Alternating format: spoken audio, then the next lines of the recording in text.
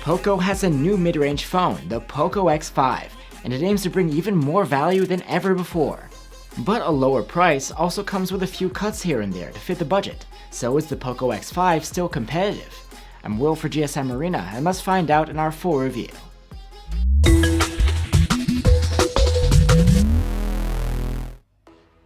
The Poco X5 is not a direct sequel to a previous model.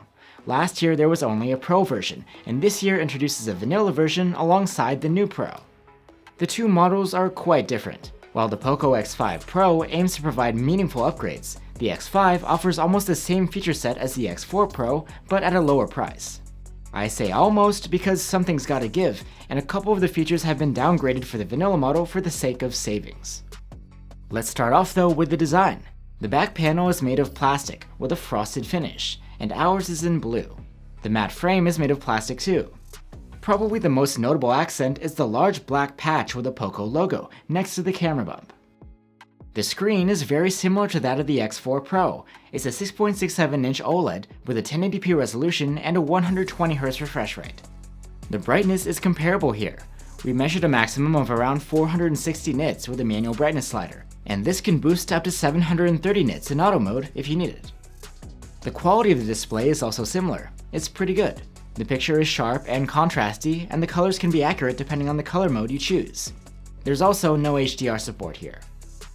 And of course, the 120Hz refresh rate smooths out your swiping and scrolling. Like the X4 Pro, it isn't adaptive. If you enable 120Hz, it won't dial down for the sake of energy savings. One of the features that's been cut compared to last year's Pro model is stereo speakers. You have a standard headphone jack and just a single bottom firing speaker here. The loudness is good, but the sound quality isn't. There's hardly any bass and tinny sounding highs.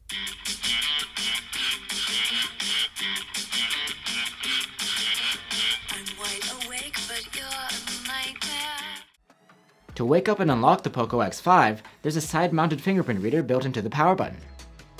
And the phone comes with 128 or 256 gigs of storage on board, and that is expandable through microSD. The interface of the Poco X5 is Xiaomi's MIUI 13 based on Android 12, rather than the latest MIUI 14, which is not that different anyway. So the user experience here is pretty much the same that you'd have gotten on last year's Poco and Redmi phones. We have a whole video dedicated to MIUI 13, which you can check out if you'd like to learn more about it. Another familiar aspect of the Poco M5 is the chipset. It's a Qualcomm Snapdragon 695, the same as you'd find in the X4 Pro and many other mid-rangers from last year. It isn't a high-performance chipset, but it's solid enough for the class and provides 5G connectivity. Maybe its biggest downside is that it doesn't support 4K video capture. The Poco X5 has a large 5000 mAh battery, just like last year's Pro model. The battery life here is good, but not as great as some competitors. The phone earned an endurance rating of 106 hours in our proprietary tests. Unlike the Pro versions, you get 33-watt charging here rather than 67. It's not slow though. With the bundled adapter, we were able to charge the Poco X5 from 0 to 63% in half an hour. Now onto the cameras, which have also seen a bit of a downgrade compared to the Pro. Rather than a 108 megapixel main cam, here is 48. The other two cameras are the same though, an 8 megapixel ultra wide and a 2 megapixel macro. 12 megapixel photos from the main cam are okay. The detail level is respectable, and the colors are well saturated and accurate, but there's plenty of noise, and the dynamic range is fairly limited. Portraits are done well, with accurate edge detection and convincing looking background blur. 8 megapixel photos from the ultra wide are adequate for the class. The detail level is decent and the colors look nice, but again there's noticeable noise and limited dynamic range. 2 megapixel close-ups from the macro cam aren't very good. There's not a lot of detail, and the dynamic range is narrow. There is no automatic night mode available here, but low-light photos taken with the main cam are okay. While shadows are soft and noisy, and some highlights are blown out, the dynamic range is acceptable. Turning on the dedicated night mode makes for a more balanced exposure, and improves the development of shadows and highlights. There is softness in some scenes, but it's still an overall improvement over the auto mode shots.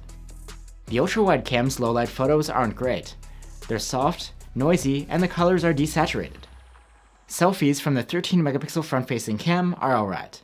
They are noisy, but the detail and dynamic range are decent. 1080p video from the main cam is adequate for the resolution, with a decent amount of detail, high contrast, and saturated colors. The colors are on the cold side though, and there is plenty of sharpening and limited dynamic range. 1080p footage from the ultra-wide cam is lower in quality. It's soft, with lower contrast and washed out colors. There doesn't seem to be much in the way of video stabilization. Even though video clips seem to be cropped compared to the stills, they're shaky. So that's the Poco X5. It's a relatively solid mid-range package that's at the same time exceptionally average. Perhaps the most exciting thing here is the 120Hz OLED on the front. Overall, you get a very similar feature set to last year's Pro model, except you're missing the stereo speakers, fast charging, and high-res main cam. If that doesn't bother you, then the Poco X5 could be worth the savings. Thanks for watching, guys. If you'd like to check out some alternatives to the Poco X5, one option is the Moto G72. You can also have a look at the Samsung Galaxy A33. Let us know what you guys think, and I'll see you on the next one.